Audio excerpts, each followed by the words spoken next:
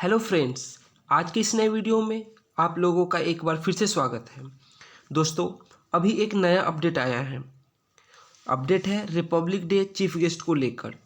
दोस्तों, इस बार Republic Day के चीफ गेस्ट के तौर पे ब्रिटेन के प्राइम मिनिस्टर बोरिस जॉनसन आने वाले थे, लेकिन उन्होंने कैंसिल कर दिया है। अब दोस्तों, क्यों कैंसिल किया है, क्या रीजंस थे और अब आगे इंडिया के लिए क्या वे फॉरवर्ड है, इंडिया अब किस देश के हेड को बुला सकता है रिपब्लिक डे के चीफ गेस्ट के तौर पर। तो दोस्तों, जो ब्रिटेन के प्राइम मिनिस्टर बोरिस जॉनसन हैं, उन्होंने कैंसिल किया है Republic Day visit to India, जो कि मतलब later this month Republic Day के टाइम आने वाले थे। अब इन्होंने ऐसा इसलिए किया है क्योंकि यूके में कोविड-19 का जो पेंडेमिक है वो काफ़ी ज़्यादा अब विकराल रूप अभी लिया हुआ है। वहाँ पे नया स्ट्रेन जब से पाया गया है तो उन्होंने ऑफिशियली ये घोषित कर चुका है यूके कि नया स्ट्रेन जो है वो उनके आउट ऑफ कंट्रोल है, और इसी वजह से वहाँ पे अब तीसरी बार स्ट्रिक्ट लॉकडाउन लगाया गया है उनके पीएम के द्वारा। और दोस्तों, एक बहुत ही अजीब बात है कि जिस वक्त भारत में स्ट्रिक्ट लॉकडाउन लगाया गया था उस वक्त यूके में ऐसा कुछ भी नहीं किया गया था। क्यों नहीं किया गया था? तो उस वक्त वहाँ पे एक कॉन्सेप्ट चल रहा था हर्ड इम्यूनिटी का। आपने भी सुना होगा इस सब के बारे में। तो उस वक्त उनका कोविड को लेकर हर्ड इम्यूनिटी अप्रोच था, लेकिन अब जब नया स्ट्रेन आया है और जब आउट ऑफ कंट्रोल हो रहा है सिचुएशन, तो उन्होंने एक स्ट्रिक्ट और हार्श लॉकडाउन पोज किया है अपने लोगों के ऊपर। और दोस्तों, क्योंकि लॉकडाउन लगा है तो वहाँ के जो सिटीजन हैं वो अब घर पे ही रहने वाले हैं अगले कुछ समय तक, जब तक कि कंट्रोल में नहीं आ जाता है नया स्ट्रेन। और दोस्तों, यूके के जो पीएम है बोरिस जॉनसन, उन्होंने इस चीज़ को लेकर कि मैं नहीं आ पाऊँगा रिपब्लिक डे में, तो उन्होंने पीएम मोदी से उन्होंने बात किया है, भारत के प्राइम मिनिस्टर मोदी जी से, और उन्होंने ही एक्सप्रेस हिज रीग्रेट। उन्होंने ये मतलब उन्होंने रीग्रेट पीएम मोदी से बात करते हुए उन्होंने कहा है कि I am feeling regret because I will be unable to visit India, है ना। उन्होंने एक्सप्रेस किया his regret that he will not be able to visit India later this month as planned.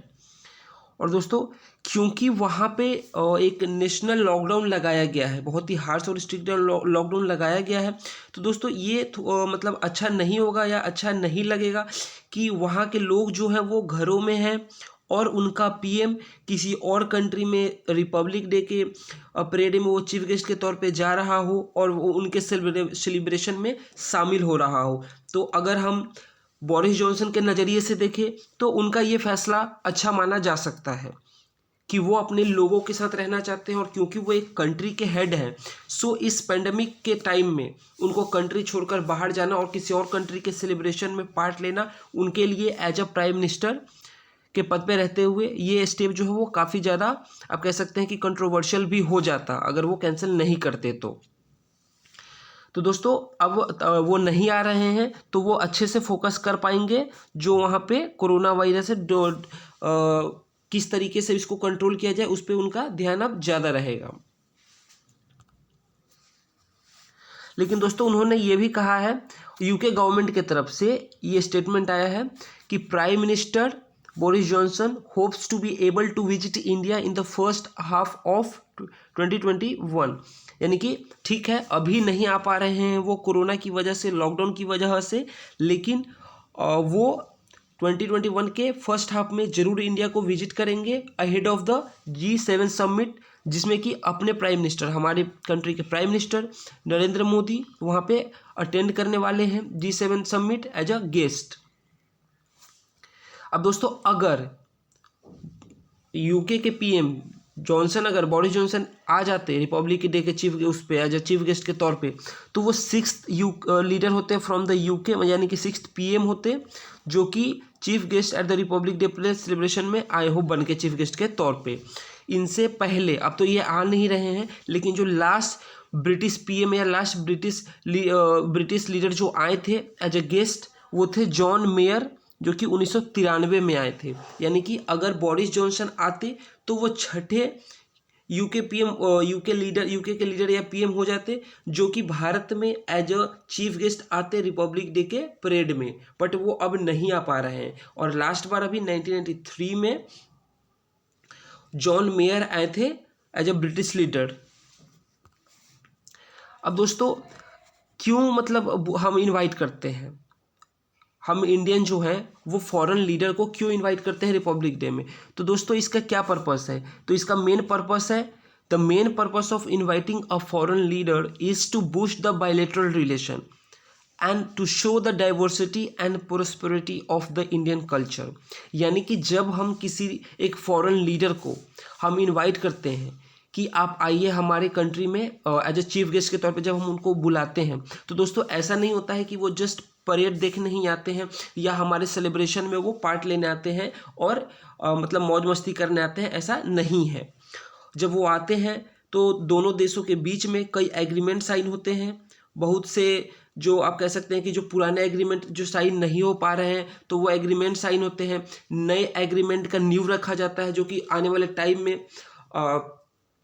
उनको साइन किया जाए। और दोनों के बीच का जो बायलैटरल रिलेशन होता है, चाहे वो इकोनॉमिक ग्राउंड पे हो, चाहे वो कल्चरली हो या फिर क्लाइमेट चेंज को लेकर हो, तो बायलैटरल रिलेशन स्ट्रांग होता है। और दूसरा कारण ये भी होता है कि जब हम चीफ गेस्ट को बुलाते हैं फॉरेन लीडर को, तो वो जब इंडिया आते हैं तो वहाँ पे परेड में वो इंडिया के डाइवर्सिटी और प्रोस्पेरिटी को उनको देखने को मिलता है। अब दोस्तों मैं 2007 से लेकर 2020 तक का इसमें आपको दिख जाएगा कि किस कंट्री के कौन से प्राइम मिनिस्टर या प्रेसिडेंट थे जो कि एज ए चीफ गेस्ट के तौर पे रिपब्लिक डे के दिन आ रखे हैं। तो 2007 में दोस्तों व्लादिमीर पुतिन आए थे जो कि रशिया के प्रेसिडेंट उस वक्त भी थे और आज भी हैं।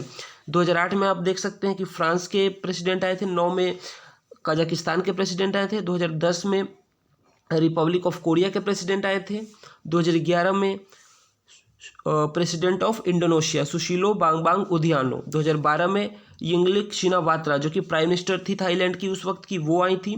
2013 में भूटान के किंग आए थे, 2014 में शिंजो अबे आए थे जो कि जापान के प्राइम मिनिस्टर थे उस वक्त, और अब इन्होंने इस्तीफा दे दिया है ड्यू टू हेल्थ रीजन।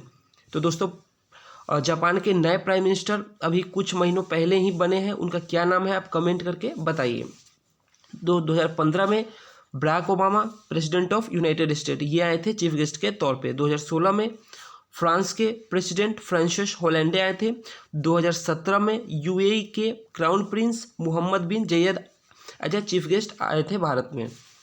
अब 2018 में दोस्तों थोड़ा अलग था, इस बार 10 लीडर्स को बुलाया गया, मतलब 10 अलग अलग कंट्री के हेड को एज ए चीफ गेस्ट के तौर पे बुलाया गया था। और ये 10 देश कौन से देश हैं? तो दोस्तों अगर आप इस लिस्ट को देखते हैं तो आपको समझ में आ जाएगा। ये 10 देश हैं दोस्तों, एशियन कंट्रीज हैं।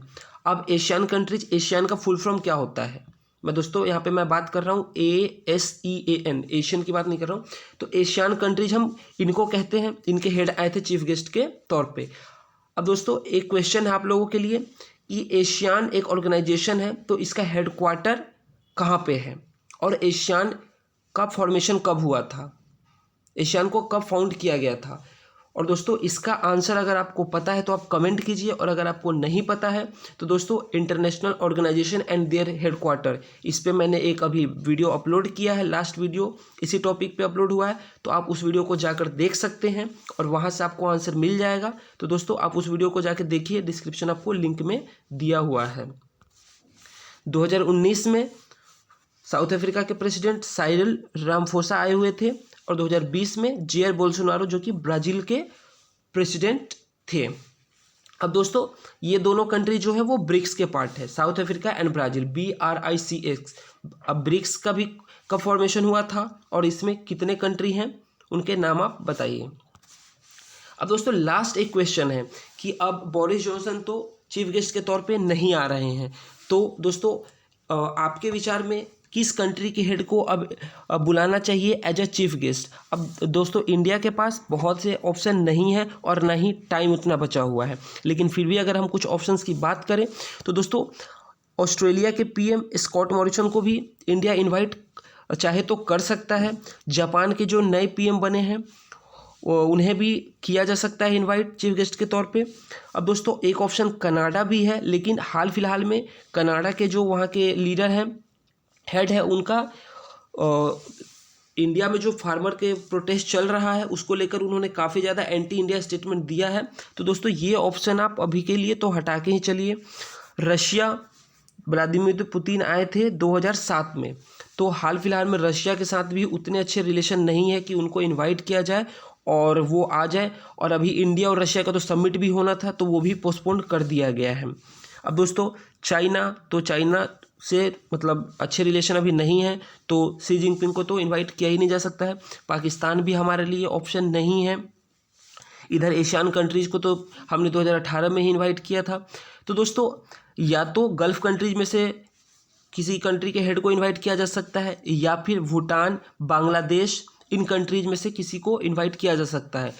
और दोस्तों मेरे विचार में अगर हम बांग्लादेश की पीएम शेख हसीना को या भूटान के किंग को अगर हम बुलाते हैं तो भी बेटर होगा, क्योंकि बांग्लादेश और भूटान के साथ हमारे जो रिश्ते हैं वो काफ़ी अच्छे हैं। अब दोस्तों आपके विचार में किस कंट्री के हेड को बुलाना चाहिए अब रिपब्लिक डे के दिन चीफ गेस्ट के तौर पे, आप कमेंट करके ज़रूर बताइए। और दोस्तों ये वीडियो कैसा लगा ये भी आप कमेंट कीजिए, और चैनल पे अगर पहली बार आए हैं तो चैनल को सब्सक्राइब कीजिए, वीडियो को ज़्यादा से ज़्यादा लाइक कीजिए और दोस्तों के साथ शेयर कीजिए। तब तक के लिए दोस्तों धन्यवाद।